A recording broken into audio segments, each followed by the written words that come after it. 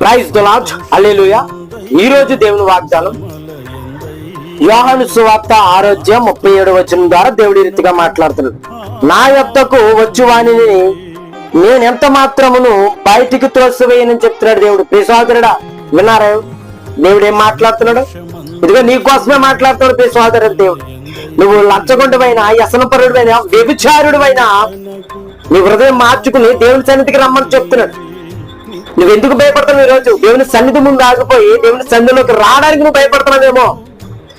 దేవుని సన్నిధిలోకి రాబిట, నీ హృదయం మార్చుకుని నువ్వు వస్తున్నప్పుడు దేవుడు నిన్ను తోసివేయని అంటున్నాడు.